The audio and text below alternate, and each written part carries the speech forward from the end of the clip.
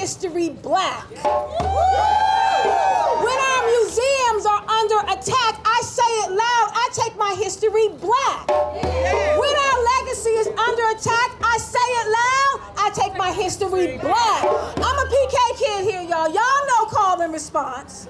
We'll do one more practice to make sure you're ready. Say it loud. When freedom to learn is under attack, I say it loud, I take my history back. That's what we're talking about today. Today is the day. The day we have been waiting for, we've been praying about, we've been working for. This is the day. I'm Dr. K.Y.'s Whitehead, Special Projects Manager for the African American Policy Board. I also send out a special greeting as the president of ASALH, the Association for the Study of African American Life and History. We are in this place. I want to send a roll call out. Any members of D9, hello to you. Excellent. Anybody from HBCU, Morgan and others, hello to you. Anybody that had that cup of coffee this morning, hello to you. Yes. Anybody black showing up in the space, hello to you. Anybody that believes that democracy belongs to us because we are the people, hello to you. Everybody's been greeted. This is the day we show up and speak out, the day we say with one voice, Black history is American history. You cannot tell the American story without including black folks. We are the thread, we are the mortar, we bring the bricks, we bring the stone, we built this country with nothing in our hands. Can't talk about America if you don't talk about black folks. That's right. I have the honor of standing with you today, with you and beside you, to remind you that we are not backing down. We are not stepping aside. We are here to protect the truth, protect our memory, and protect our future. We are doing this for the children of our children.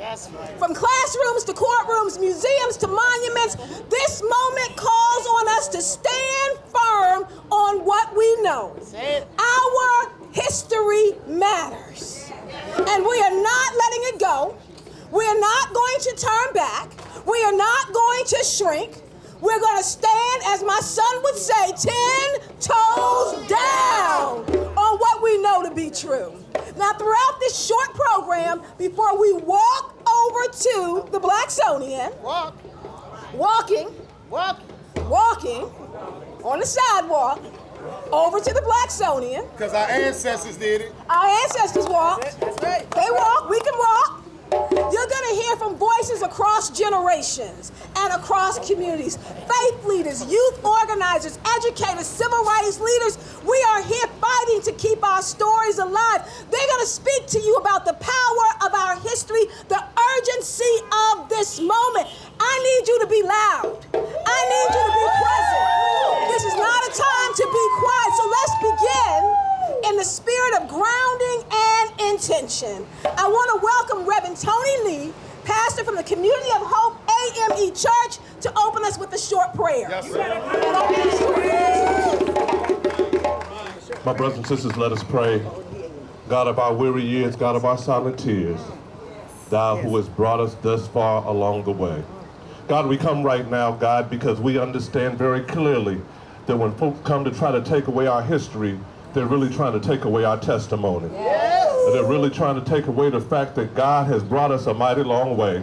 And that we can say if it had not been for the Lord on our side, we don't know where we would be. And so God, right now we come, God, asking you to give us strength for this fight. This is not an unfamiliar fight. This is a fight that generations before have had to fight. And so God, we ask that you would give us strength for this fight in this moment. God, your word says you're able to do immeasurably more than we can ask or imagine according to your power that works within us. God, I'm asking you, God, to work in us. God, work in us, God, until the crazy folks at the White House get their lives together. God, work in us until, God, our politicians get a backbone. God, work in us, God, until our communities come together. And God, work in us until victory rains down. And so, God, in this moment, we pray, God, that you would work in us according to your power, and we shall give you the glory because they can't take our story and they can't take our history. In Jesus' name we pray. Amen and amen.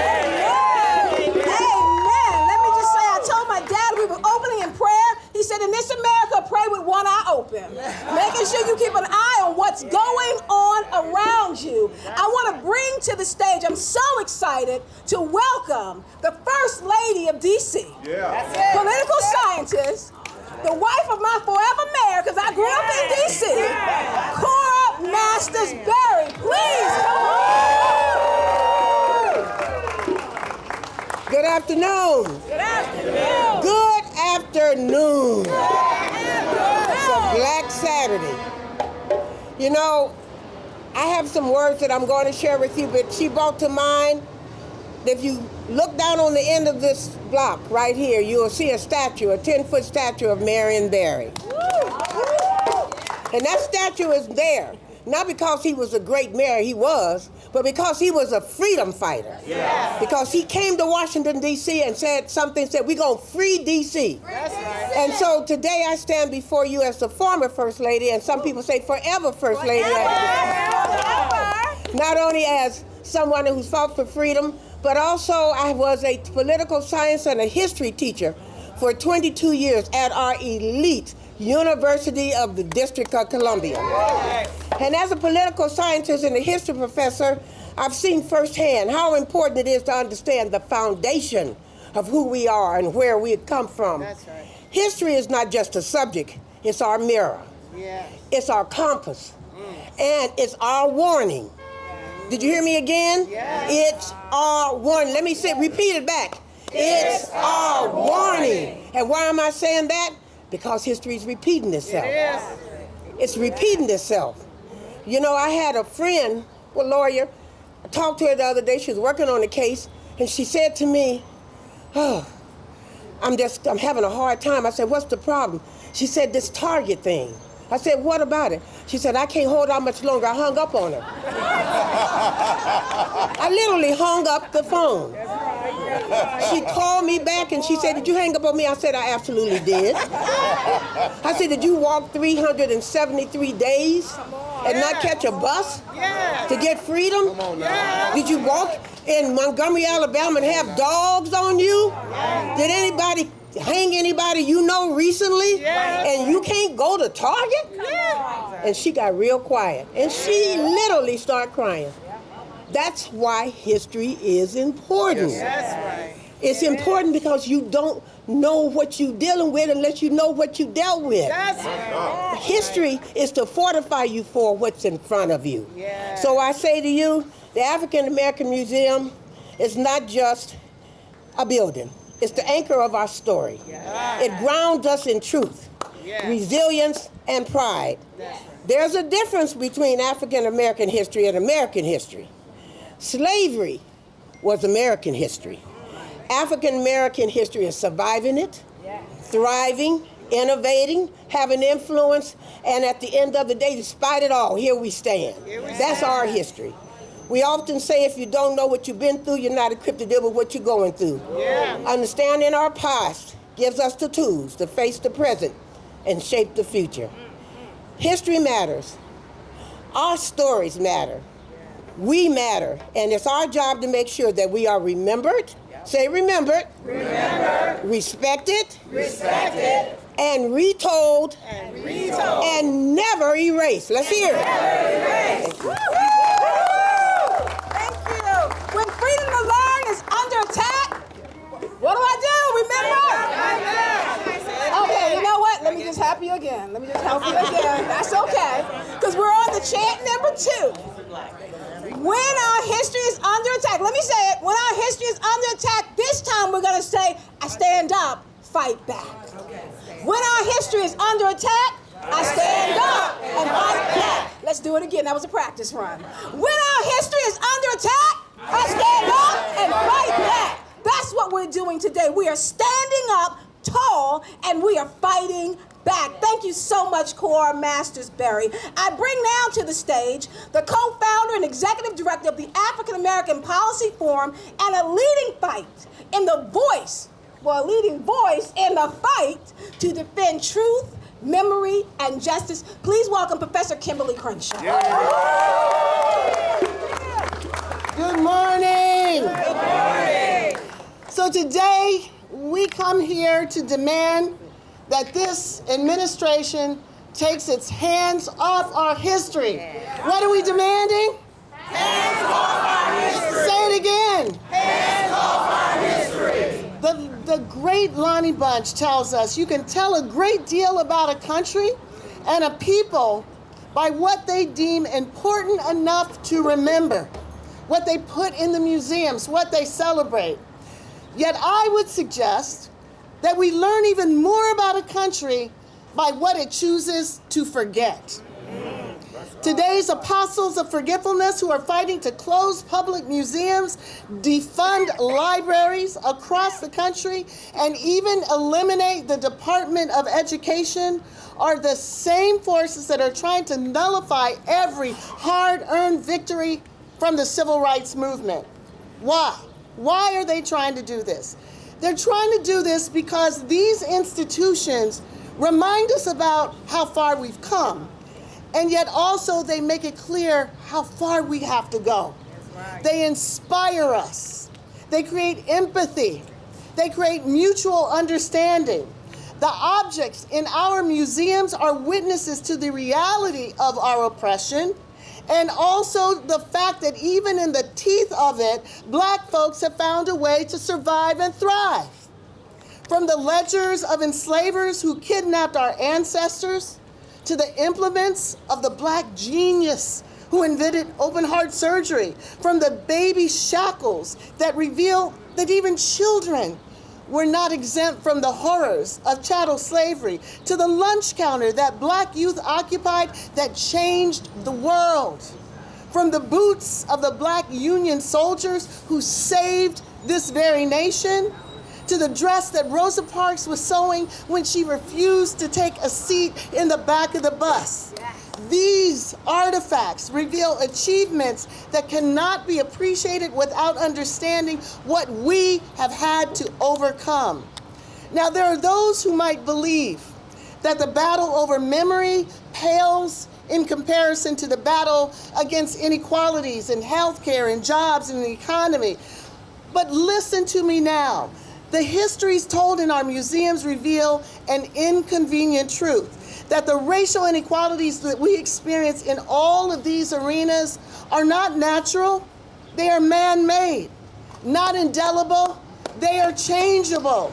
Only with our past can we begin to address the inequity in our country today. Now, there are those who are trying to excise our stories. They're trying to remove our artifacts. They're trying to silence our voices. They're trying to remake history to erase us. But Marcus Garvey noted that a people without the knowledge of their history, their past origin, their culture, is like a tree without roots. Now, we agree with the right on that.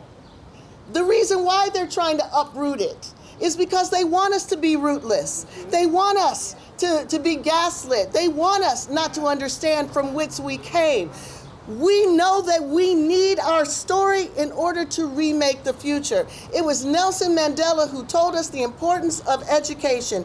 Education about who we are and who we've been is the most important weapon to change the world. That's why they're trying to take it away from us.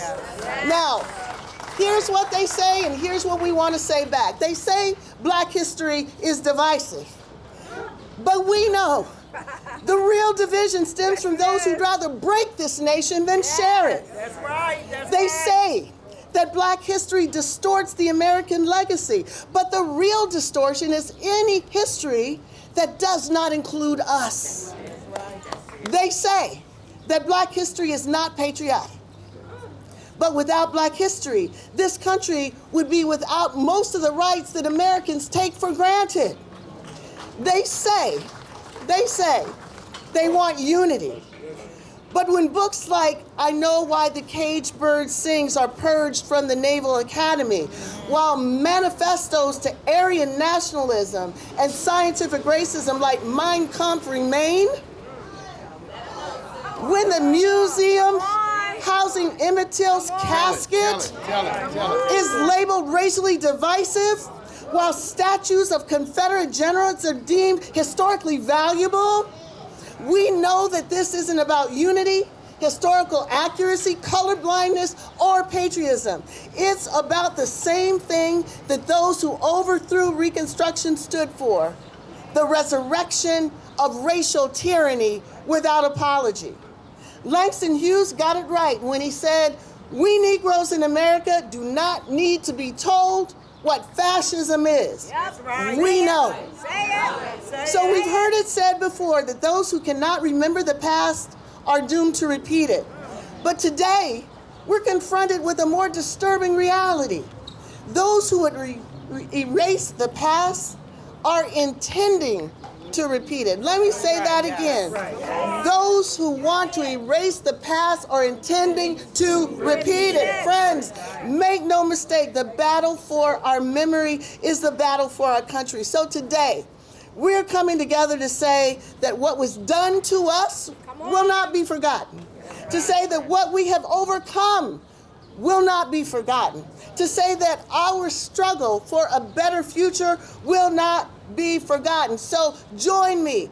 When freedom to learn is under attack, say it loud: I take my history back. When freedom to learn is under attack, say it: my history back. All right. Thank you so much, Professor Crenshaw.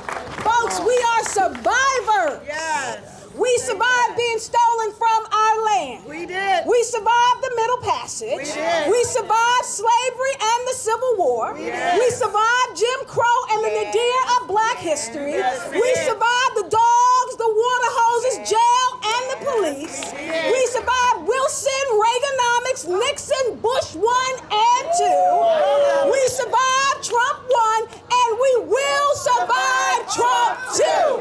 We will survive it. They don't understand, folks, that we are seeds and we will grow wherever we are planted. That's right. We're bringing people up now.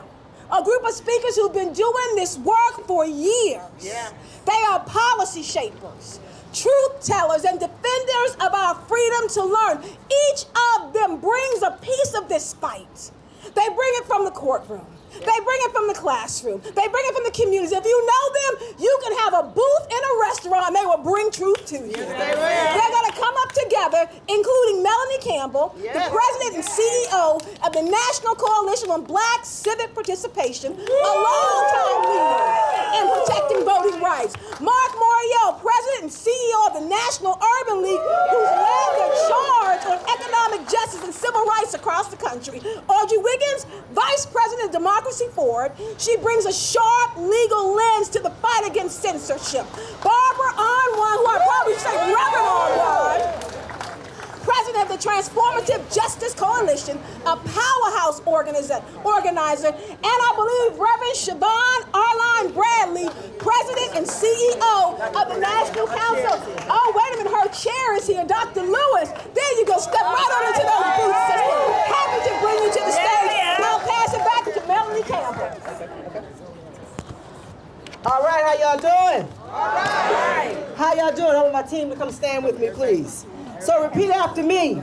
Hands off our history. Hands off our history. Say it like you mean it. Hands off our history. Hands off our history. Do it from your gut.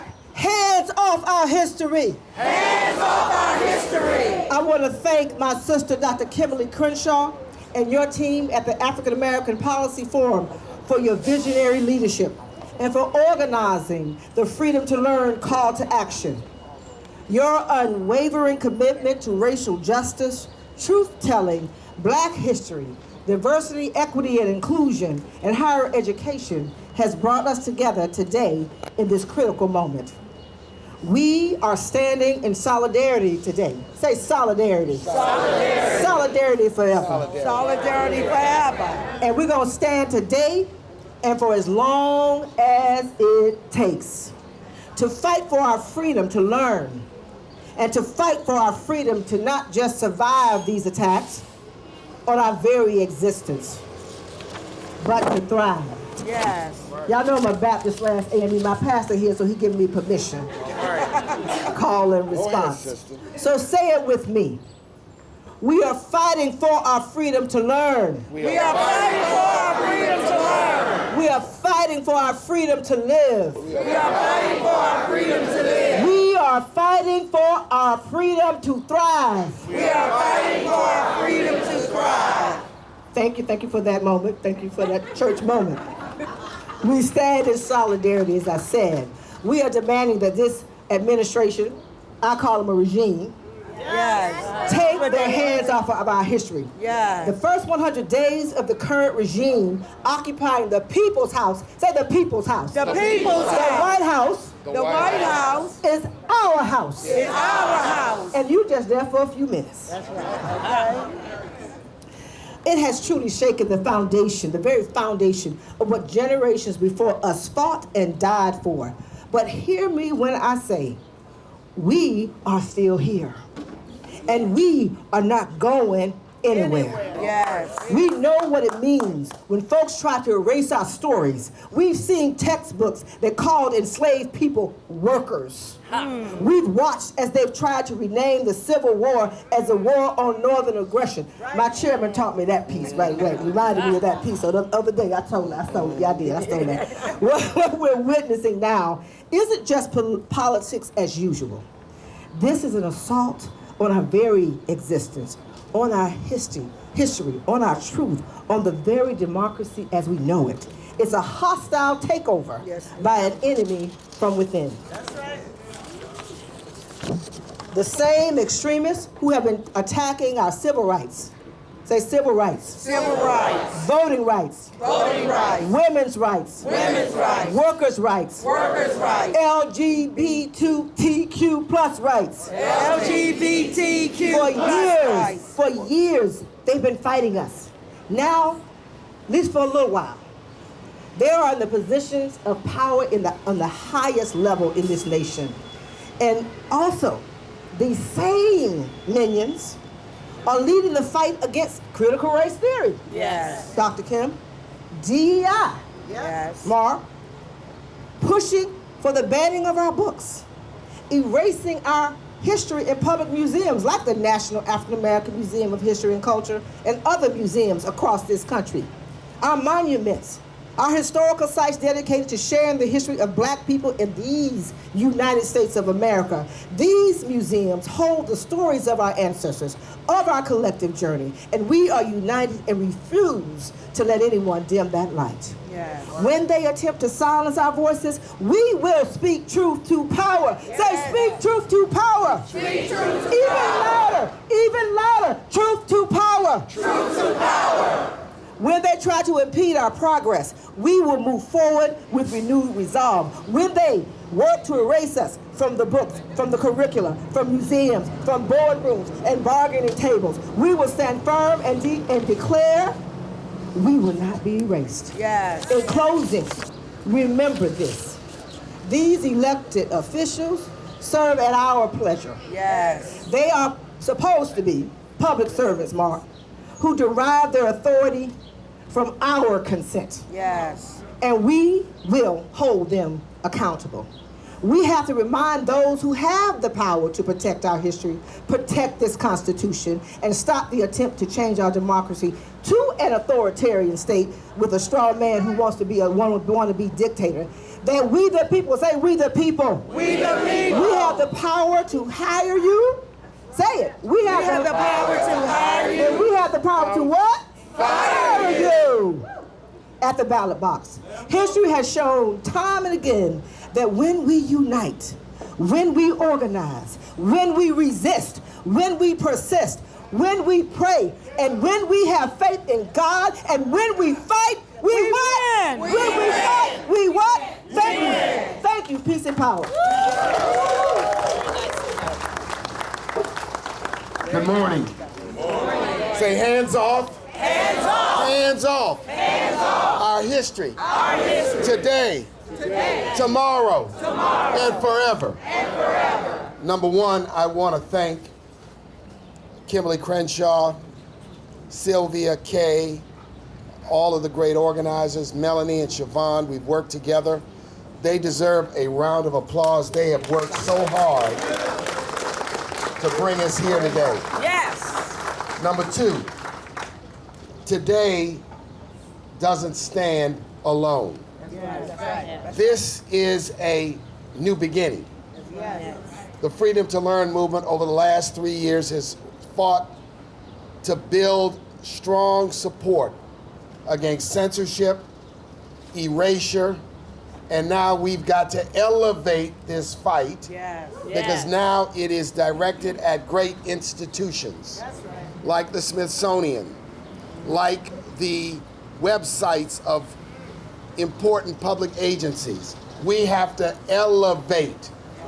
So we're not going to leave this fight and this passion here today.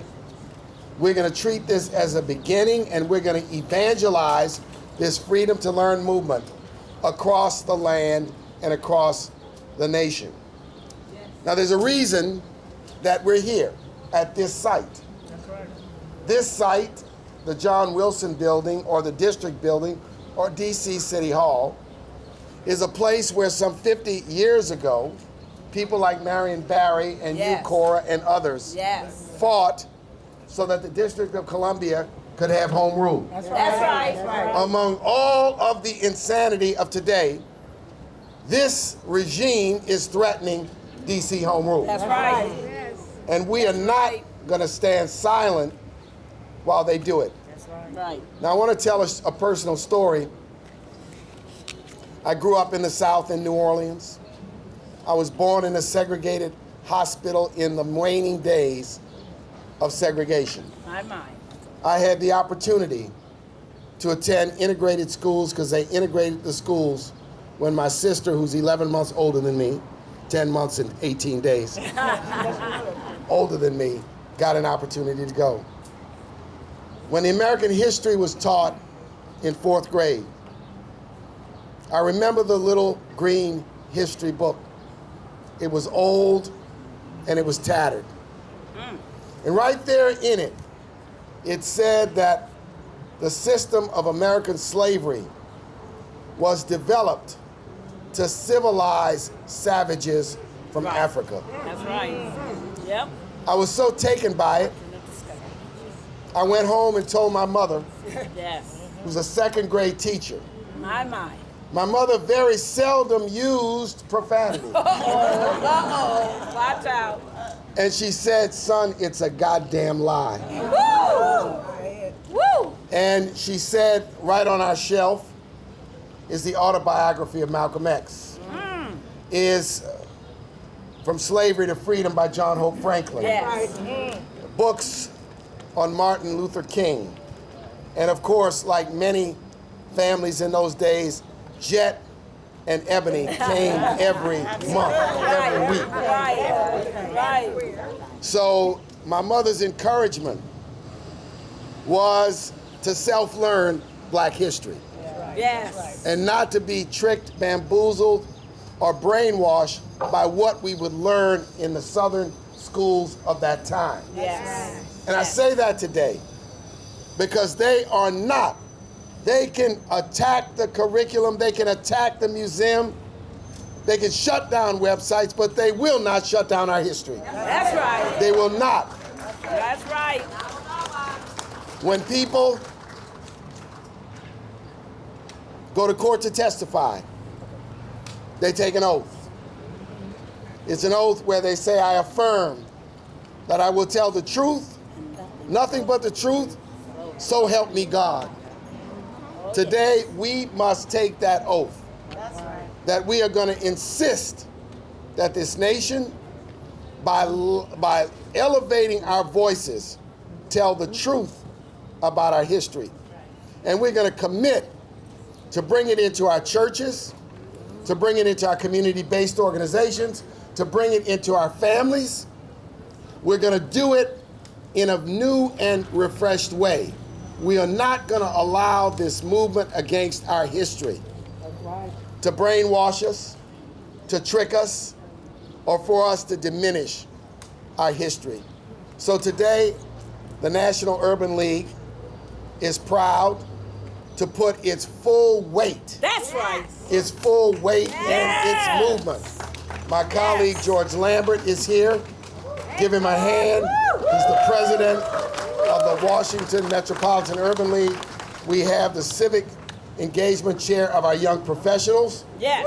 We have over 10,000 young professionals strong. We have 92 local leaders across the nation. Our full weight is behind this. Yes. And finally, several years ago, when we made the choice to build our brand new headquarters building in Harlem, USA. My mind. 17 stories All right now. that we will occupy come September. The building is finished. Yeah, It's yeah. almost completely paid for. All right now. Looking at the attacks on our history, I said, I'm gonna build my own damn museum. All right. All So right. in that building, we have a 20,000 square foot urban civil rights museum that will open in 2026. And I am pledging that it will be an institution Yes. where our history will be told authentically and completely without any interference, Yes. any censorship, Yes. any fear or trepidation in telling the truth. So we are fully supportive of what we are here to do today.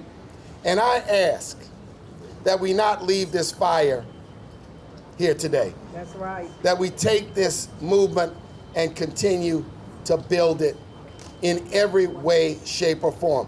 This is a crossroads moment for our generation. Never in the last 60 years, 70 years, have we seen such a vicious assault on the civil rights progress that began in 1954. Evil. Never have we seen an assault on the role of government to make lives better for people.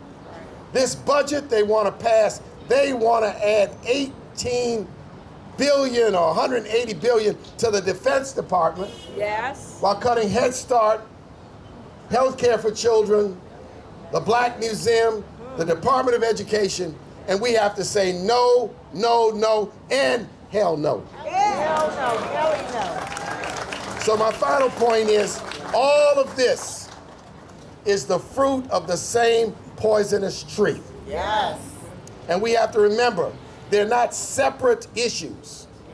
They are combined because they are part of this effort to erase, undermine, and diminish us, and we will not let it say hands off. Hands off! Our history. Our history. Today. Today. Tomorrow. Tomorrow. And forever. And forever. Thank you. Thank you so much. Hello, everyone. Hello. I'm Audrey Wiggins. I'm a legal director at Democracy Forward. We're so honored to be in your presence and in community and connection with all of you today. But let's talk about what we're fighting for. We're fighting for our children. We're fighting for families. We're fighting for truth. And we're fighting for our rights even to exist. President Trump has attacked numerous policies to advance equity, inclusion, fairness in our schools, in our towns, and in the programs that millions of Americans rely upon. But at Democracy Forward, we have met that chaos and confusion with victories in the courtroom. Tell it. On behalf of people and communities, and we aren't going anywhere. Best to believe it. Since January, over 200 lawsuits have been filed against this administration. Yes. At Democracy Forward alone, we have filed 60 cases and counting. Resulting in significant victories that directly safeguard Americans from all of these harmful policies. And we, the collective we, Yes. are winning. More than 100 court rulings so far have paused some of these administration's initiatives. Yes.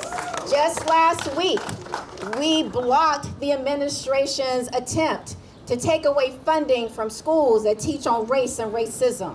All right. Just a few days ago on Right. Thursday, we blocked the administration's attempt to dismantle the Institute of Museum and Library Sciences. Yes. A nonpartisan, independent agency dedicated to supporting and funding museums, libraries, and the crucial community services they provide in every state across the country. Yes. Excellent. As our president, Sky Perryman, would say, this is not the moment we chose, but it is the moment we are made for. That's right. Our collective work provides a pathway and hope for how we can unite to meet this moment of crisis and make it a catalyst for change. That's right. We are seeing, and it's going to take all of us, it's going to take communities across the country using their voices to demand what's right, to advocate for change, take it to the streets like we're here today, and above all, to move our democracy forward. All right. Thank you. All right. Thank you. All right. Bring it down. Good afternoon, everyone!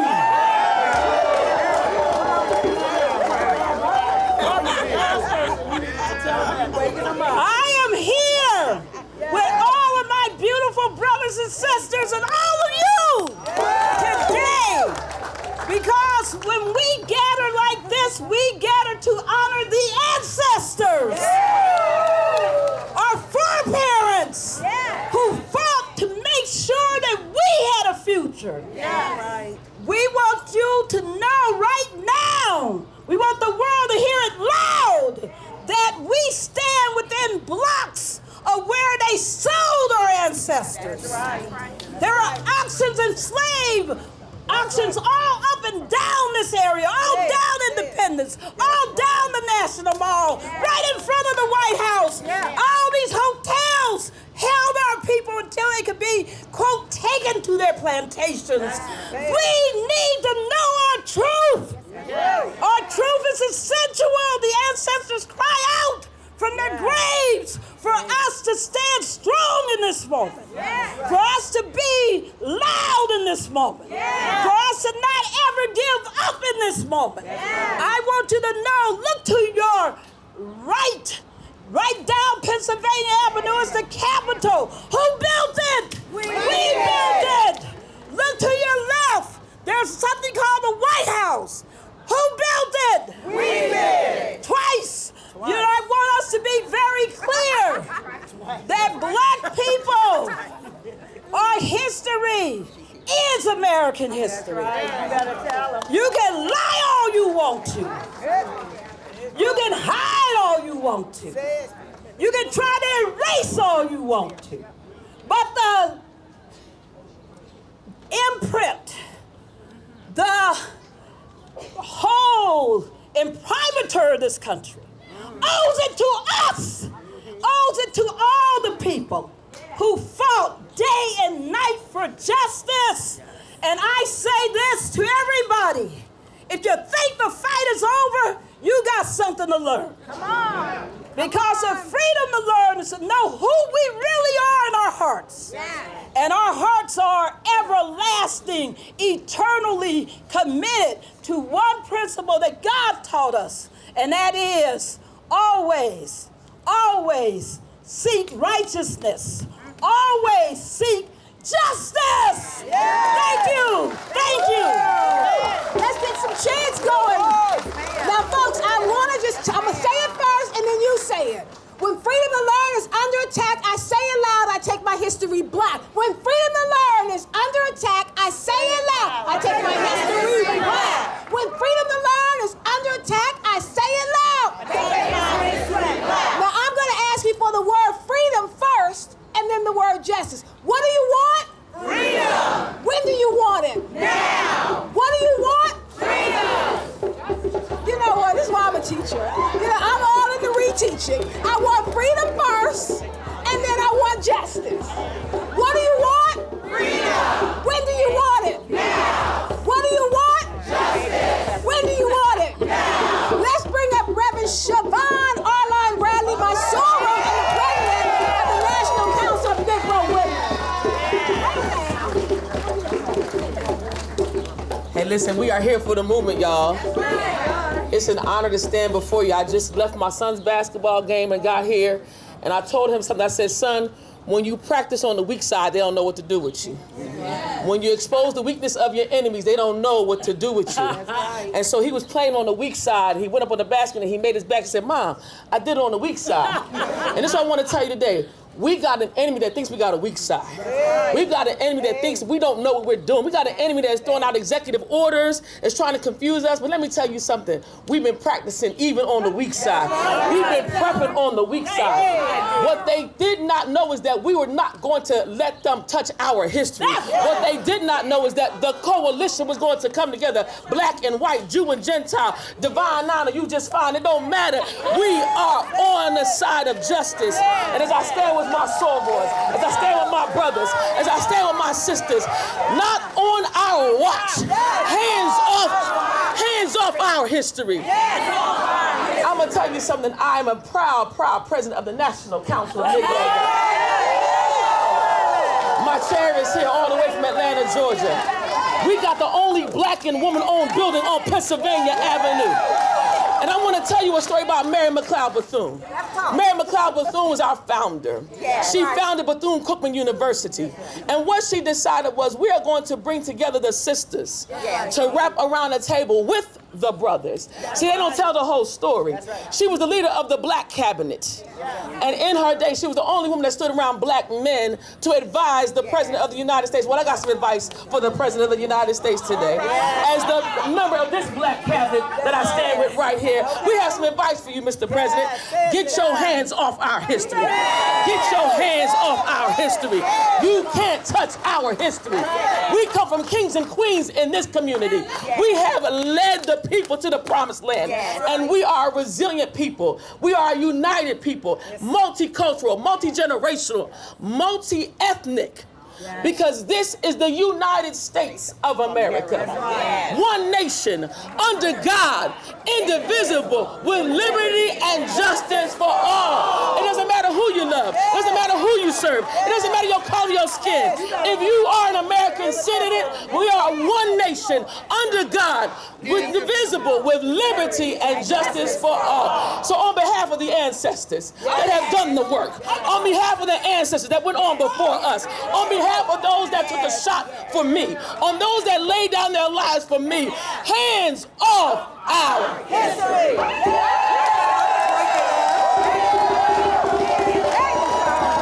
That's what I'm talking about. Hands off our history. The good reverend said we need to practice on the weak side. We need to be ready. We have so much more because in short order, we are going to gather down on the sidewalk, and we're going to walk down to our beloved Blacksonian, and we're going to say, I was going to say our Bethune-sonian, but our Blacksonian, and we're going to say, hands off our history. Let me bring up now one of our partners, John Heffernan from the Right to Learn, along with Sylvia Cyrus, the Executive Director of the Association for the Study of African American Life and History. Carter was his organization, and which I just happened to be the president, and so was Dr. Mary McLeod Bethune. Come on, y'all. Very quick greeting. Thanks, Kay. What a fantastic crowd. My name is John Heffernan, as Kay said, and I represent the Right to Learn Coalition, and we are so proud to be partners with the Freedom to Learn Coalition because it's about solidarity. It's about building, Kim's gonna laugh because I say this over and over and over again, collective counterpower. We can't do it as individuals. We need to do it. So we are so proud to be here. Congratulations, and I'll pass it on to Sylvia. Thank you. Thank you. Preserve, protect. Okay, I will do that. Preserve. Promote. Protect. Dr. Carter G. Woodson founded this organization in 1915 to preserve, promote, and protect our history. As you heard, Mary McLeod Bethune was our first president. Members of Alpha Phi Alpha, Omega Psi Phi, Alpha Kappa Alpha, every organization have been part of this organization to preserve, promote, and protect our history. We need you today. Join us. Come out.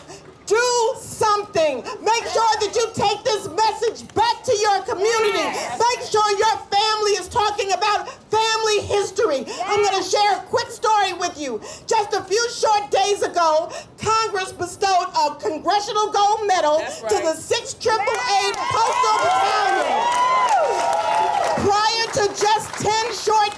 ago, people didn't even know that these black women were responsible for us winning World War II because they were the ones responsible for making sure the morale was there for our soldiers to get through that fight. There's so much history that we have to know.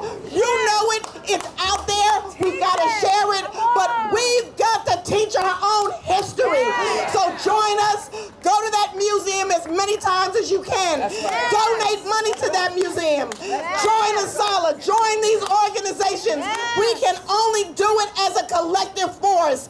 Sitting on your couch by yourself helps a little bit. But if you really want to help a lot, join us today. Thank you. Come on through, Sylvia. Come on through. Well, we need to do what we call the Black History Challenge.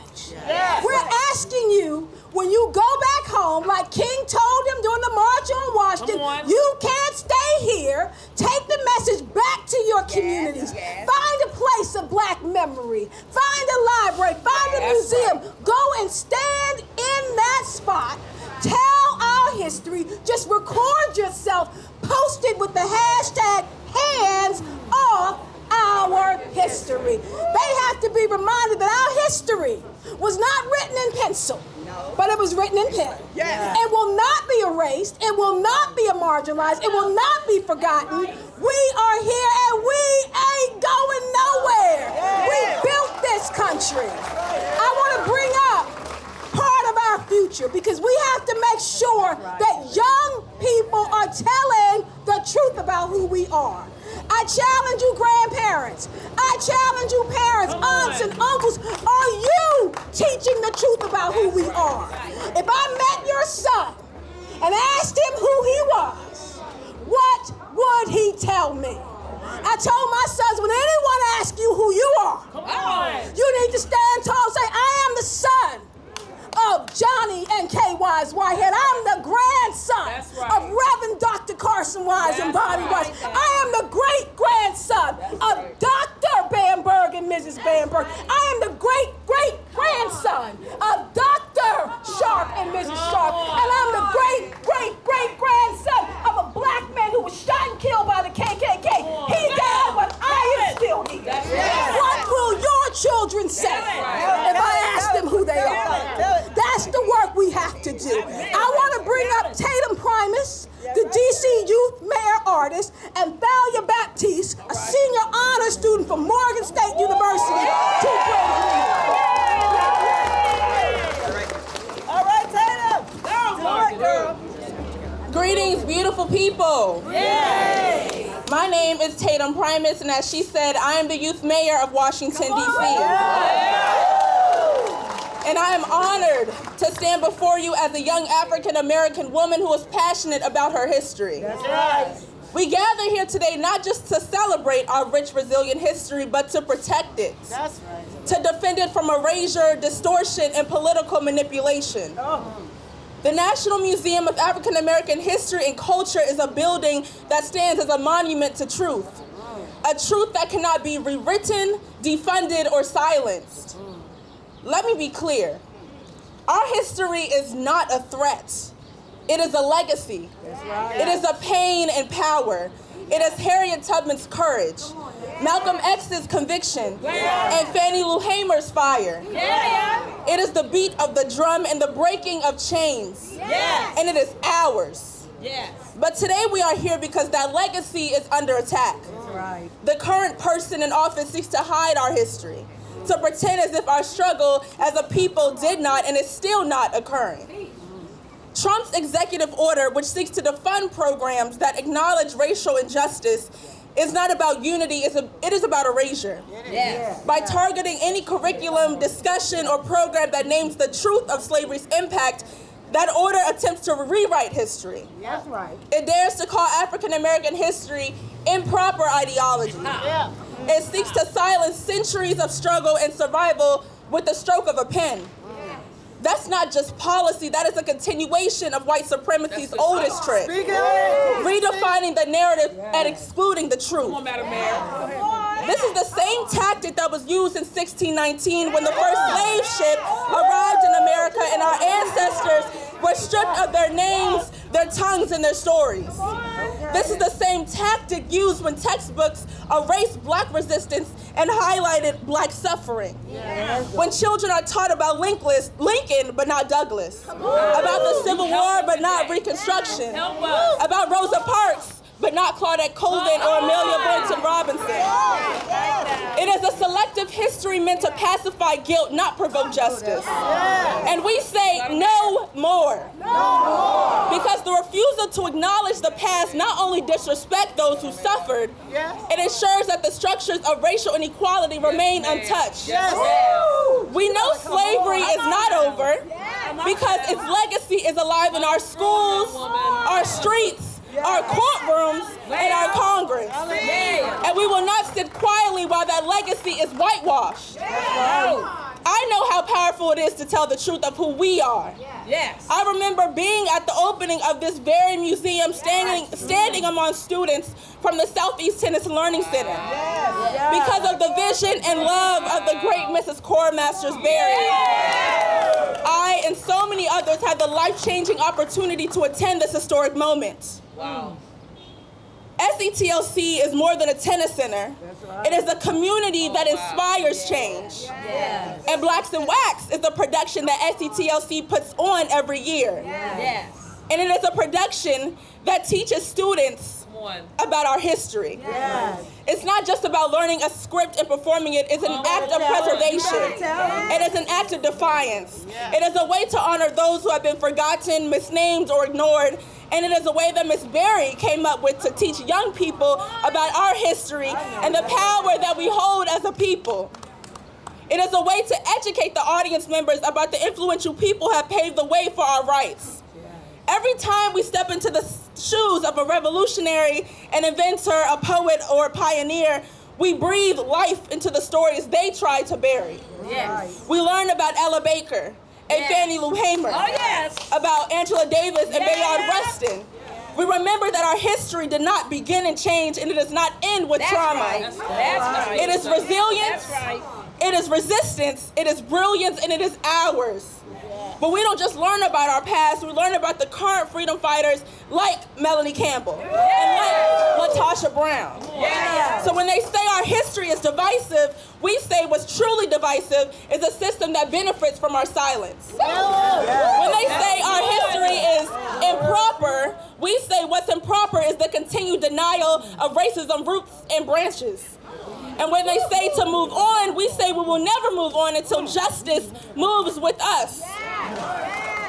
Our history is not up for debate, and it is worth defending with everything we have. Trump's agenda may try to rewrite our truth, but we are the authors now. We are the historians, the educators, the griots of this generation. We will speak the names, we will tell the stories, and we will protect this history like our lives depend on it, because they do. Hands off our history. Hands off our history. Hands off our museums. Hands off our museums. And hands off our truth. Thank you. Hands off our truth.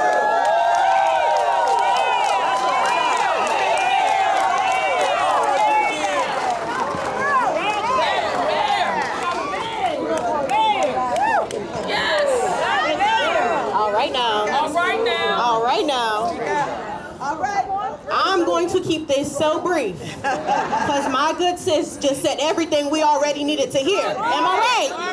All right now. So we here to discuss why the fight for museums and our history is so vital and why it is the fight for our lives, right? But I don't need to already tell y'all that. Y'all already know that's why we're here. This is for them, okay? And we know who them is, all right? History, our history specifically, isn't just about the past. It's about power. Why? Because they know our history specifically is knowledge. And what is knowledge? Power. Thank you.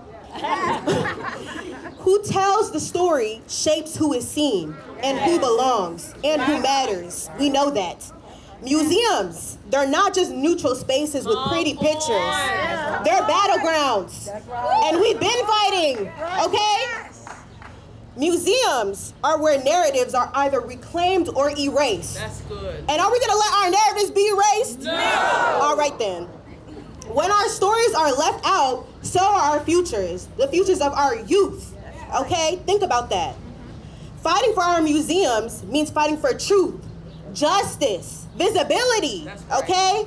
It's about making sure that our communities, our little ones, our ancestors, our struggles, our brilliance, our excellence aren't silenced. And in a world where erasure can be deadly, making ourselves seen is simply a matter of survival, okay? With that being said, I'm gonna say one thing and then I'll get out of y'all's face, all right? Speak up, speak up. When you see a young person here today, Come on. please take the time to talk to them. Yes! All right? That's good. They have so much history, so much wisdom to offer you guys. These young faces we see today, like my good sis who just tore this up. Yeah. Okay? So much brilliance Yes. at the tip of their fingertips. That's good. All right? Yes, go. Y'all with me? Yes. All right now. Thank you.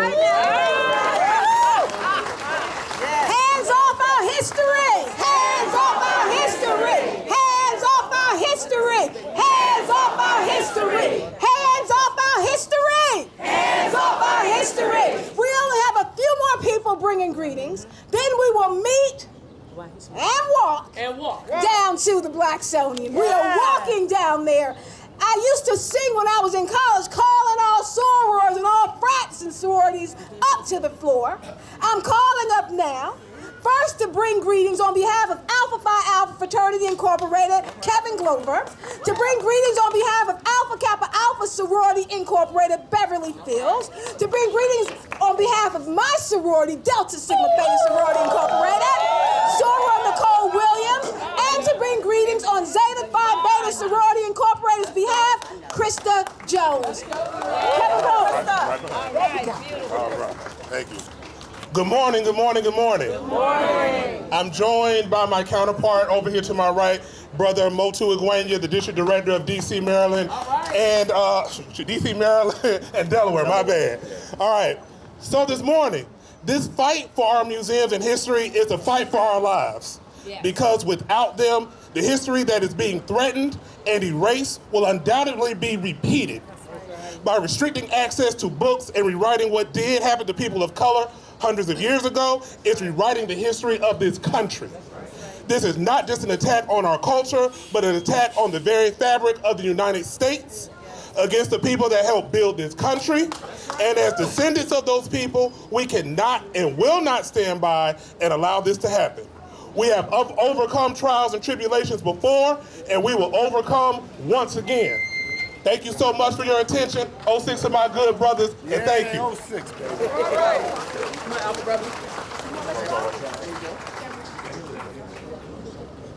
Why are we here? All right. We are here to fight for a museum's walls, a vibrant, echoing hall, where stories bloom, transcending time's call. Black history whispers, a narrative deep, from struggle's scars to victories to keep. We are here because in glass cases, artifacts gleam and shine, echoing resilience, a lineage divine. That's right. Freedom song, a melody untold. In every exhibit, brave and bold. All right. We are here because there is a tapestry woven, rich and profound, where heroes rise on hallowed ground. My. The echoes of hope in every room reside, a testament to strength, our legacy, our pride. My. Greetings on behalf of the International President and CEO of Alpha Kappa Alpha Sorority Incorporated, Danette Anthony Reed. Get it in, get it in. Get it in. Our legacy, our pride, our Black museums, including the National Museum of African American History and Culture. The very name of this museum indicates a structure of pride that is full of stories about the experiences of African Americans, from the evils of the slave trade to present-day freedoms and hope for generations to come. This regal monument and others are now in jeopardy as a result of attempts to eliminate federal funding. remove vital exhibits, and frankly, to erase our history. So we are in a fight for our lives, our very existence. Every moment of the history of African Americans must be shared with the world. The pain and suffering resulting from illegal enslavement, as well as the excitement and pride of our contributions to every segment of this society. So in keeping with our 117 years of advocating for social justice, Alpha Kappa Alpha stands with this coalition and our shared responsibility to preserve the treasures that house our stories and to protect our freedom to learn. Yes. We have work to do, but we are up to the task. Yes. As A. Philip Randolph stated, freedom is never given, it is won. That's right. Again, freedom is never given, it is won. And we will win our freedom to learn.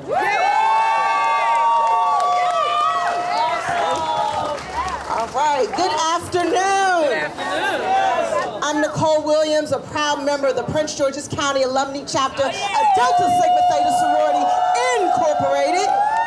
And I'm pleased to be here on behalf of our international president, Elsie Cook Holmes, in support of the National African American Museum of History and Culture. All museums throughout this nation that highlight and support the African American experience. Delta Sigma Theta Sorority Incorporated strongly opposes this administration's attempt to distort, whitewash the portrayal of our history at the National Museum. That's right. Since 2016, the National Museum has presented permanent and temporary exhibits that have unpacked our complex history, rich culture, and using rock solid research. Rock solid. Okay? With nuance, sensitivity, and commitment to telling the truth. The museum has explored the entirety of the Black experience here in our country, and this shocking degradation is unacceptable. When done right, a museum is a repository for collective memory. That's beautiful. Not a show cause for unexamined nationalism. To water down or alter the realities of the Black experience in the United States that are present at the history of African American culture. In service to a particular politician's ill-conceived and inaccurate views would represent a missed opportunity for America to grapple with the missteps of our past and potentially avoid making the same missteps in our future. Come on, sis. This museum brilliantly and boldly challenges Americans to confront our collective history, examine how that history has contributed to present conditions in the Black community, and to celebrate how African Americans have carved out a unique and vibrant culture despite the obstacles that we have been challenged in our very survival. So Delta Sigma Theta, we salute Lonnie G. Bunch III and the historians and curators that have sustained the museum. We express our strong support to the Smithsonian Institute and specifically the National Museum of African American History and Culture. And we oppose any federal mandate to subvert the museum's presentation of the true history of African Americans. Delta Sigma Theta, we are here to fight to preserve our history, to ensure future generations know who they came from, where they came from, who they are, whose they are, and to continue to make our country strong. We will not go back and hands off of our history.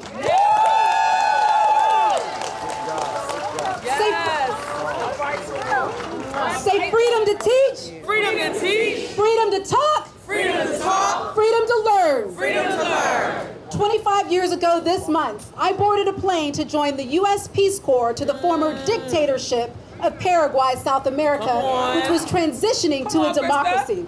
I spent 2 years in the Peace Corps teaching another nation about democracy, talking to another nation about the power of our history, and teaching another nation about the freedom to learn. And today in my own country, we are losing that freedom. Say, losing that freedom! Losing that freedom! In Paraguay, I was standing up every day for our freedoms like the freedom to teach, But today in 2025 in the US of A, cuts have been made to the nation's key service and teaching programs like AmeriCorps and possibly the Peace Corps. Freedom to talk. They are trying to cut Ernie, Bert, and Big Bird, y'all. This week in 2025 in the US of A, it was announced that NPR and PBS, basic American communication institutions, may lose federal funding. Come on. And freedom to learn. But today in 2025 in the US of A, the bans on history and museums are nothing new. Wow. On behalf of our international president, Dr. Stacey N.C. Grant, the ladies of Zeta Phi Beta are working every day on behalf of our freedom to teach, to talk, and to learn. Whether it's adopt a school, mentoring, or community education, Zeta is working for the power of social health and economic justice. Together we will teach, talk, and learn. We won't let Doge get in our way. We will fight for museums and books every single day. Our Smithsonian's a gem, a treasure to see. The Museum of African American History celebrating you and me. From Sojourner Truth and Harriet Tubman to Madam C.J. Walker and Ida B. Wells, our museums and books honor you. Their stories, our stories, a legacy so grand, the freedom to learn from museums and history, a right the ladies of Zeta Phi Beta will continue to demand. Say, continue to demand. Continue to demand. Continue to demand. Continue to demand. Thank you. Woo! I love it. We are 5 minutes out. Come on. And I have 3 things I have to do. Come on. Just 3. I got to share with you the affirmation. Yes. I got to bring the last small group of speakers. And I've got to give you some instructions. Right. Make sure some of y'all not running. Make sure some of y'all not crawling. Make sure some of y'all not getting in the lift. I got to tell you where to walk. I want to make sure that we are together. I want to invite you to go to freedomtolearn.net and take a look at our African American affirmation chant. We have a chant here where we're bringing forth everything. I want to make sure, too, that no matter what we're doing, we are going to, before we walk out of here, give thanks to D.C.'s mayor. Give thanks to those who are alongside of those who allowed us to be here. I'm working in real time here. We need to make sure that we're standing on this affirmation. So what I want you to do, I want you to say, when we lose Black history. When we lose Black history. All right, I'll do it one more time. Because when? Because the idea is that we're going to have to get it back. This is part of our whole affirmation. You say that, then I've got a response. What's your question? When we lose Black history. We abandon our capacity to accurately assess the state of the Republic or imagine a stronger one.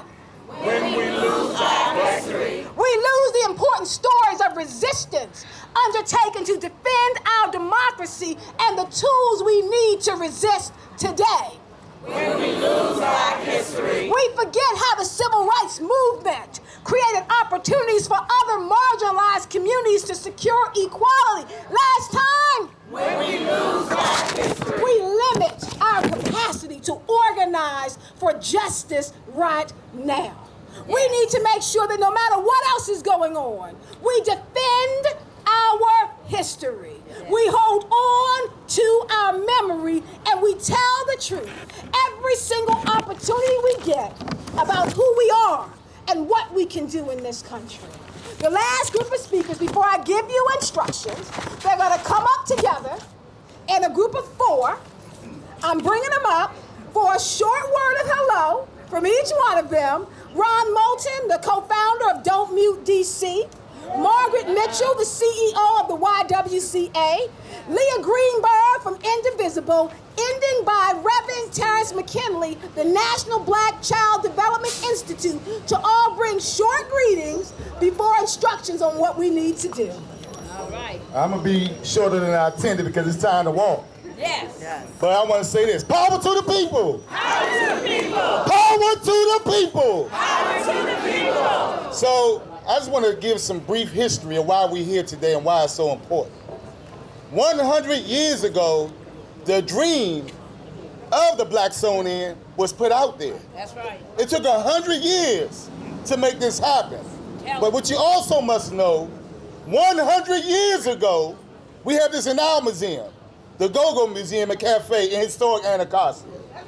35,000 Ku Klux Klan members walked down Pennsylvania Avenue in August 1925.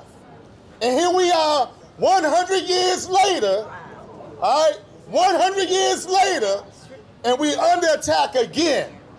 It's no coincidence, y'all. That's right. But this is so important. And I'm going to tell you why I believe history is so important. When I saw this young sister come up here and speak, right? Oh, yes. It reminds me when I went with Amelia Bolton Robinson, Annie Lee Cooper, when we were taking tons of young people to Alabama to learn their history. Yes. And they had me go and speak to young people, right, in Selma High School. And none of the children knew about Bloody Sunday. All right? When I go to Anacostia, right, and most people don't know that the slaves walked into freedom across what we call now the 11th Street Bridge. All right? When I talk to young people and adults, and they don't know that it wasn't really Martin Luther King who ended segregation. He went to prison, right? But it was the children who followed his lead and filled the prisons up. When we have adults like we have today, who are scared to stand up, who are scared to go to jail, who are scared to lose a car, who are scared to lose a house for their people. So we got to know that this is painful, but if we come together and do what our ancestors did, we will win.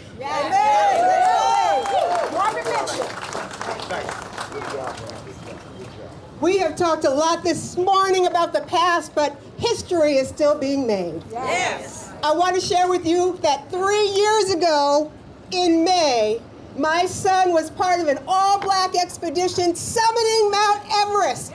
History is still being made, and we are here to fight for the justice and the freedom of young people for tomorrow. That is what this is about. We need to stand firm. This is about justice and democracy, and erasure is about our future. Thank you. Thank you very much. Hi everyone, I'm Leah Greenberg. I'm the co-executive director of Indivisible. I represent thousands of indivisible groups across the country organizing to fight for an inclusive democracy, and we are here because we recognize that Black history is an American history, and because we understand that what they are doing when they attack Black history, when they try to erase Black history, is they are trying to control the future. These folks, there is a direct line between attacks on Black history and attacks on integration in the federal government and attacks on the right to vote. It is all about erasing the struggle and the story and the legacy of freedom that all of us have to learn from in this moment. And so we are here, we stand here to say Black history is American history, and hands off our history. Hands off our history. Hands off our history. Hands off our history. Hands off our history. Hands off our history. Beloved, my name is Reverend Terrence McKinley. I am the Vice President of Movement Building and Strategy at the National Black Child Development Institute. I am the pastor, the senior pastor of the historic Campbell AME Church in Washington, D.C. It is said that we can see further because we stand on tall shoulders. And today I rise before you and I feel the weight of this moment standing on tall shoulders. I feel the shoulders of Fannie and Freddie. I feel the shoulders of Sojourner and Ella. I feel the shoulders of all of those who have stood so that we can stand today. So we stand here today not just to defend, but we stand here today in divine alignment. We stand here on the traditions of those who knew that we fight for love, but love is not soft. Love is strategic. So hands off our history. Hands off our history. Because banning books is not just about this moment, it's about erasing our history. And scripture tells us you shall know the truth and the truth shall set you free. Because it's precisely that truth that leads to freedom for the next generation. At the National Black Child Development Institute, we're fighting for truth because our children are not at risk, they're rising with purpose. Our children are not problems to solve, they are promises to nurture. Our children are not indivisible, they are victory. Our children are not rooted in hate, they are rooted in love. Our children are not flawed, they have a limitless possibility. They are leading us forward into the future. And so as I close, let me tell you the story of this one young lady who was standing in a museum and tugged on her teacher's shoulder. She looked at a picture and she saw a picture of Sojourner Truth and she said, "She looks like my grandma." The teacher looked back down at her and said, "Yeah, she does. She does look like your grandma." And then that young lady continued to look wide-eyed at that photo. And she knew, the teacher knew in that moment, that if she saw her grandma in that moment, then she could see herself in the future. Yeah. That's why we're fighting for our museums, because representation matters. Hands off our history. Hands off our history. Hands off our museums. Hands off our museums. We will meet this moment. Thank you. Yes, and Demetri McCain from LDF. Hands off our history. Hands off our history. They want to erase your history because they want to erase your rights. Yes. I am Demetri McCain. I'm from the Legal Defense Fund, the premier racial justice legal organization in the country. They want to erase your history because they want us to forget there was the Civil Rights Act of 1964 that our ancestors fought for. Yeah. They want to erase your history because they want to forget about the Civil Rights Act of 1965. They want to erase your history because they want us to forget about Brown versus Board of Education. Hands off our history. Hands off our history. Hands off our museums. Hands off our museums. Protect your rights. Protect your rights. Yes, we are at the end. I'm the last voice you're going to hear. As a pastor's daughter, I have a 10-page closing prepared for you as we get ready. We are excited. We're at the end. This is the first in a series of events we're going to do. Follow us at AAPF, the African American Policy Forum. Follow our partners up here. Go to freedomtolearn.net. We are not done. What's going to happen? The drummers are going to go down to the floor, and they're going to be on the sidewalk. After the drummers, all of our leaders will be after them, and then you line up behind the leaders. Do not go on the grass. Do not go in the street. Stay on the sidewalk. We're going to go out here, cross the street, make a left, walk down to the Blacksonian, and we're going to circle the Blacksonian. Let me give you the first chant to get you started. Are you ready? The chant we're going to do is when our history is under attack, what do? We stand up, fight back. Let's practice. When our history is under attack, what do? Stand up, fight back. You need a little bit more energy than that. Let's try it again.